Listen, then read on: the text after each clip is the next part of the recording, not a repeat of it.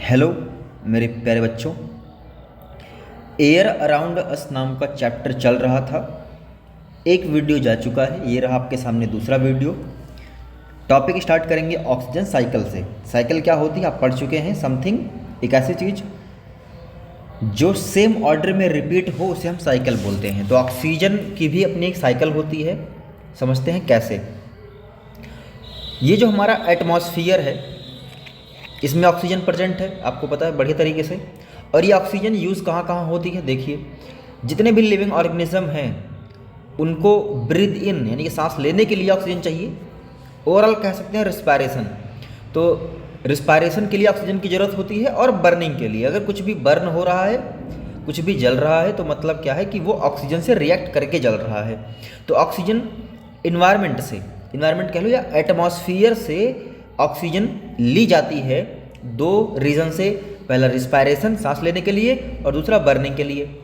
तो अगर ये काम लगातार चलता रहा, लगातार हम एटमॉस्फियर से ऑक्सीजन लेते रह गए रिस्पायरेशन के लिए, बर्निंग के लिए, तो एक समय ऐसा भी आएगा जब एटमॉस्फियर में ऑक्सीजन लेवल काफ़ी कम हो जाएगा। बट ऐसा होता तो नहीं है, वो परसेंटेज लगातार बरकरार है। तो इसका मतलब कहीं से ऑक्सीजन ऐड ऑन भी हो रही है, राइट। तो ऐड ऑन कैसे होती है? फोटोसिंथेसिस से, क्योंकि पेड़ पौधे भी इसी अर्थ पर रहते हैं और वो फोटोसिंथेसिस के थ्रू अपना फूड प्रिपेयर करते हैं। और उस फोटोसिंथेसिस प्रोसेस के दौरान वो ऑक्सीजन रिलीज़ करते हैं। समझ में ही बात। तो वो ऑक्सीजन जो रिलीज़ कर रहे हैं प्लांट्स फोटोसिंथेसिस के दौरान, वो ऑक्सीजन वो ऐड कर रहे हैं एटमॉस्फियर में। तो इस तरीके से ऑक्सीजन का बैलेंस बना रहता है और ये बन गई आपकी ऑक्सीजन साइकिल। तो इस तरीके से आपका ऑक्सीजन साइकिल बना रहता है। मतलब एटमॉस्फेयर से ऑक्सीजन ली जाती है रिस्पायरेशन और बर्निंग के लिए और ऐड हो जाती है जाकर के फोटोसिंथेसिस से। तो इस तरीके से जितना हम ले रहे हैं उतना पेड़ पौधे दे भी रहे हैं, तो बैलेंस इक्वल। और यही रीज़न है कि हमें प्लांट ज़्यादा से ज़्यादा लगाने चाहिए। सोच के देखो, हम एटमॉस्फेयर से ऑक्सीजन लगातार यूज़ तो कर रहे हैं, लेकिन कोई ऑक्सीजन ऐड करने वाला ही ना हो, मतलब प्लांट्स ना हो या कम हो। अगर प्लांट्स कम रहेंगे तो जो ऑक्सीजन ऐड ऑन कर रहे हैं वो भी कम हो जाएगी ना सर। तो मतलब क्या है, प्लांट्स होना बहुत ज़रूरी है। ये तो बात हो गई ऑक्सीजन साइकिल की। ऑक्सीजन साइकिल से जुड़ी हुई कुछ और बातें।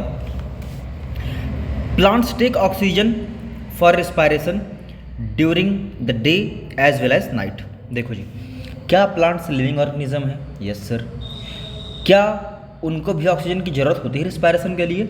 बिल्कुल होती है। हमने भले पढ़ रखा है कि फोटोसिंथेसिस के लिए प्लांट्स कार्बन डाइऑक्साइड इनटेक करते हैं, बट ये भी बात सही है कि फोटोसिंथेसिस के साथ साथ वो रिस्पायरेशन भी तो करते होंगे, तभी तो जिंदा हैं। तो रिस्पायरेशन के लिए वो ऑक्सीजन भी इनटेक करते हैं। देखो, प्लांट्स अगर फोटोसिंथेसिस प्रोसेस में हैं, मतलब मान लो दिन का समय है और प्लांट्स फोटोसिंथेसिस कर रहे हैं, मतलब उनको कार्बन डाइऑक्साइड की ज़रूरत तो पड़ेगी ही पड़ेगी।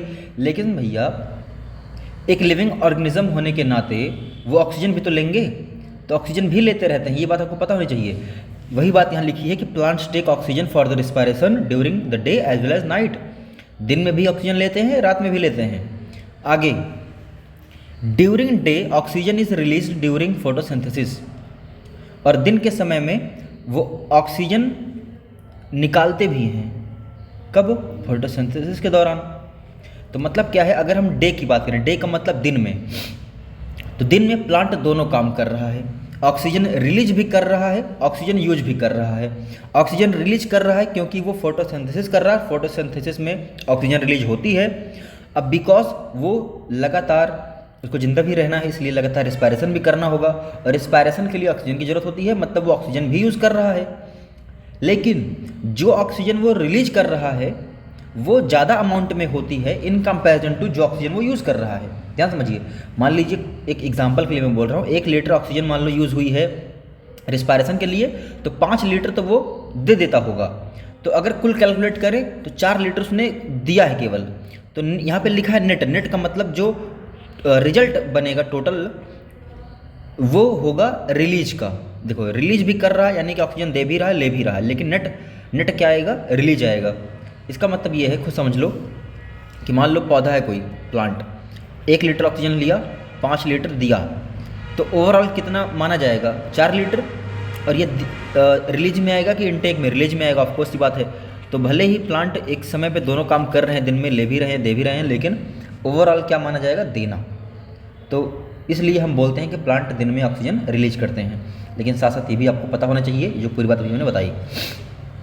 इस चाहो तो ये बात रिवाइज कर लेने एक बार फिर से, या मैं ही कर देता हूँ, फिर समझ लो फटाफट। दिन के समय में चाहे रात के समय में प्लांट्स ऑक्सीजन लेते हैं। क्लियर हो गया? दिन के समय में प्लांट दोनों काम करते हैं, ऑक्सीजन लेते भी हैं और देते भी हैं, लेकिन निकालते ज़्यादा हैं, इसलिए ये बोलते हैं कि ऑक्सीजन रिलीज करते हैं प्लांट्स। चलो जी, एयर का यूज़ क्या है?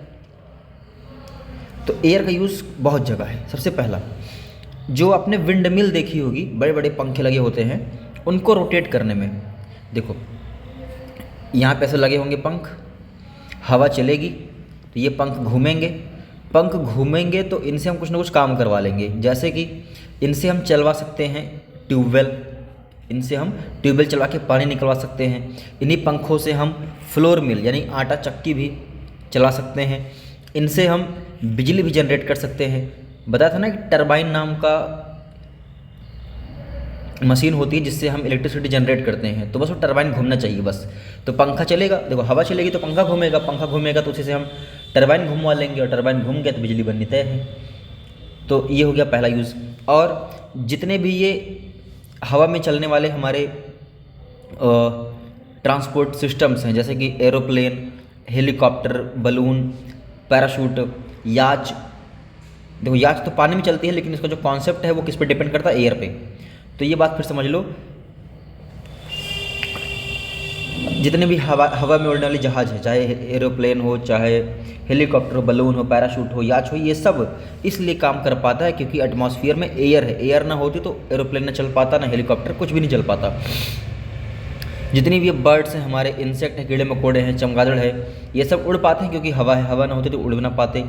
डिस्पर्जल ऑफ सीड्स, ये देखो बहुत पहले हमने पढ़ लिया डिस्पर्जल ऑफ सीड क्या होता है। तो सीड को डिस्पर्स करने में एयर भी एक एजेंट की तरह काम करती है। पॉलिनेशन ऑफ सेवरल फ्लावर्स, बहुत सारे फूलों में पॉलिनेशन हो पाता है बिकॉज ऑफ एयर, है ना, हवा के चलते पॉलिनेशन होता है। पॉलिनेशन क्या है नहीं पता तो जाके फ्लावर वाली वीडियो देखो। वाटर साइकिल को कंटिन्यू करने में एयर की ही मदद होती है। चलिए भैया, अब पढ़ते हैं रोल ऑफ एटमॉस्फेयर कि एटमॉस्फेयर का आखिर रोल क्या है। ठीक है, बहुत बड़ा रोल है। कैसे? सबसे पहला तो वेदर चेंजेस में, मौसम में जो भी चेंज आ रहा है वो एटमॉस्फेयर की वजह से ही आ रहा है। कैसे, वो देखते हैं। सबसे पहले समझते हैं blowing of air, blowing of wind, यानी कि हवा का चलना, ये कैसे हो पाता है। देखो ये सन है और सन बहुत तेज़ है, इस समय ब्राइट सन है। ब्राइट का मतलब बहुत तेज़ धूप है। धूप से क्या होगा, जहाँ पे ये सनलाइट पड़ेगी ये वाली एयर गर्म हो जाएगी, और गर्म होने की वजह से हल्की हो जाएगी। हल्की हो जाएगी तो ये ऊपर उठने का प्रयास करेगी। तो जब ये गर्म हवा ऊपर उठेगी तो वो जगह खाली हो जाएगी, ये स्पेस खाली हो जाएगा। इस स्पेस को फिल करने के लिए लेफ़्ट राइट से जो कोल्ड एयर है वो चल पड़ेगी इसको फिल करने के लिए। तो बस हवा चल गई तो मतलब हो तो क्या, ब्लोइंग ऑफ विंड। तो ऐसे हवा चलती है, लिखा भी है, ये भी पढ़ लो।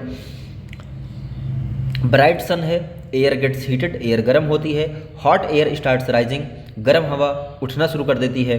देन जो कोल्ड एयर होती है वो रश यानी भागती है इस प्लेस को फिल करने के लिए। तो इस तरीके से हवा चलती है।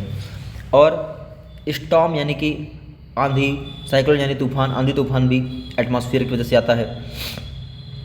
जो एटमॉस्फेयर है आपको पता है उसमें वाटर वेपर भी प्रेजेंट होते हैं। तो वाटर वेपर की मदद से ही रेनफॉल हो पाती है या फिर स्नोफॉल हो पाती है, सब पढ़ चुके हैं कैसे। और एटमॉस्फेयर ही हमारी अर्थ का टेम्परेचर मेंटेन करने में हेल्प करता है। न तो बहुत अर्थ गर्म होती है, ना बहुत ठंडी होती है। इसके पीछे रीज़न क्या है वो देखते हैं। देखो दिन में क्या होता है, दिन का समय है, ये अर्थ सरफेस है आपकी, ये क्या है, अर्थ की सरफेस है, लिखा भी है, ध्यान देख लेना। इसके ऊपर ही बन गई है एयर। धूप आई तो ये धूप कुछ तो एब्जॉर्ब होगी और कुछ रिफ्लेक्ट हो जाएगी। रिफ्लेक्ट का मतलब एयर क्या करेगी, इनको वापस लौटा देगी। बहुत सारी धूप एयर क्या करेगी, लौटा देगी। तो ये बात लिखी यहाँ पर। हीट और लाइट, ध्यान देना, हीट का मतलब सन की हीट भी और सन की लाइट भी, दोनों ही सम एब्जॉर्ब्ड, कुछ एब्जॉर्ब हो जाती है, कुछ रिफ्लेक्ट हो जाती है। किसके द्वारा, एटमॉस्फेयर के द्वारा एटमॉस्फेयर क्या करता है, कुछ एब्जॉर्ब करता है, कुछ रिफ्लेक्ट कर देता है। तो इससे जो है अर्थ का टेम्परेचर बहुत ज़्यादा नहीं बढ़ता। सोचो अगर सारी की सारी हीट धरती पर चली जाए, अर्थ कितनी गर्म हो जाएगी। तो इसलिए दिन में अर्थ बहुत ज़्यादा गर्म नहीं हो पाती, होती है लेकिन बहुत ज़्यादा नहीं। अच्छा, रात में क्या होता है, रात में सन नहीं होता, मतलब धरती ठंडी होती जाएगी लगातार, लेकिन बहुत ठंडी भी नहीं हो पाती। उसके पीछे रीज़न क्या है, क्योंकि एटमॉस्फेयर में जो हीट एब्जॉर्ब हुई थी वो अब यहाँ फंस गई, हीट यहाँ पे फंस गई। तो हीट फंस गई है, इसलिए ये अर्थ का सरफेस बहुत ज़्यादा ठंडा भी नहीं हो पाता। तो लिखा है कि ट्रैप्ड हीट, यानी कि ट्रैप्ड हीट का मतलब जो हीट फंस गई यहाँ पर, वो प्रिवेंट का मतलब होता है बचाना, अर्थ को बचाती है किससे, from cooling down too much, बहुत ज़्यादा ठंडा होने से बचाती है। इसके बाद आता है टॉपिक अपना ओजोन लेयर। देखो जी, जो हमारा एटमॉस्फेयर है इसका जो सबसे अपर लेयर है, मतलब एटमॉस्फेयर में जो ऊपर वाली बात की जाए, देखो जी अर्थ है, कहाँ बन रहा है, वैसे सुन लो। ओजोन लेयर क्या है, देखो जैसे ऑक्सीजन का फार्मूला होता है O2, ओजोन का होता है O3। तो ओजोन लेयर कहाँ पाई जाती है, एक लेयर है जो कि अपर एटमॉस्फेयर में पाई जाती है, यानी कि एकदम ऊपर वाले में।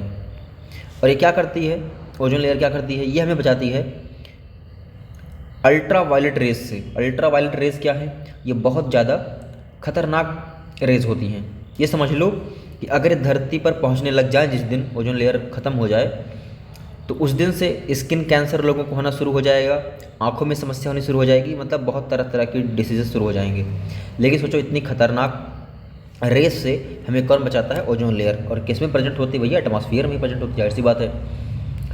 तो ये सन से आने वाली अल्ट्रा वायलेट रेस से हमारी रक्षा करती हैं। अब एयर पोल्यूशन क्या है, एयर पोल्यूशन कुछ नहीं है बल्कि क्या है, हवा का गंदा हो जाना। किससे, अनडिज़ायरेबल सब्सटेंसेस। देखो कंटामिनेशन का मतलब गंदा हो जाना, किसका गंदा हो जाना, एयर का गंदा हो जाना। किससे गंदा हो जाना, अनडिज़ायरेबल सब्सटेंसेस। देखो डिज़ायर का मतलब होता है इच्छा रखना, और अनडिज़ायरेबल का मतलब ऐसे सब्सटेंस जिनकी हम इच्छा ना करें, मतलब गंदी चीज़ें।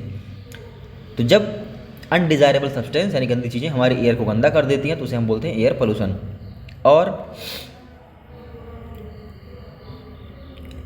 वो जो सब्सटेंस है जो एयर को गंदा कर रहे हैं उन्हें हम बोलते हैं पॉल्यूटेंट्स।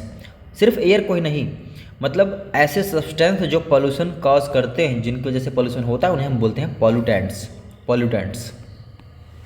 तो हवा को गंदा करने वाले मेन पॉल्यूटेंट कौन कौन से हैं, सबसे पहला है, इसको मिनट मत पढ़ना, ये लिखा है माइन्यूट, स्पेलिंग सेम है लेकिन प्रोनाउंसिएशन यहाँ पे अलग है। मिनट का मतलब वही समय वाला हो जाता है, लेकिन जब इसको माइन्यूट पढ़ते हैं तो माइन्यूट का मतलब बहुत छोटा।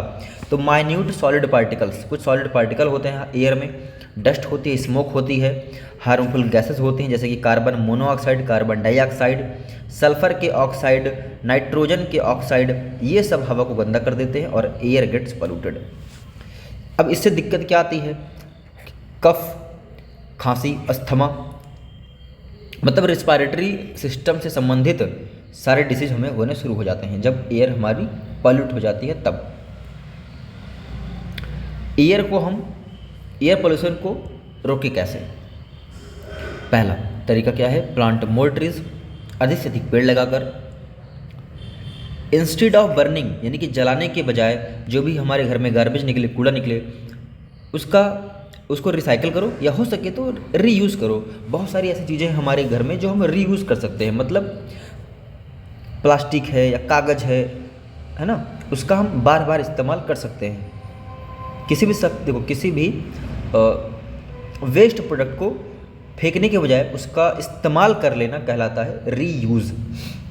रीयूज़ का मतलब बार बार यूज़ करना। जब यूज़ करने लायक ना बचे तो उसको रिसाइकिल कर लो। रिसाइकिल कैसे होता है, जैसे कि आज के टाइम पे प्लास्टिक से सड़कें बन रही हैं, प्लास्टिक से बिजली बन रही है, बहुत कुछ बन रहा है, या फिर पुराने प्लास्टिक के सामान से, टूटे फूटे टुकड़ों से प्लास्टिक के नए टॉयज़ बन रहे हैं, नए खिलौने बन रहे हैं, तो ये सब रिसाइकिल में आता है।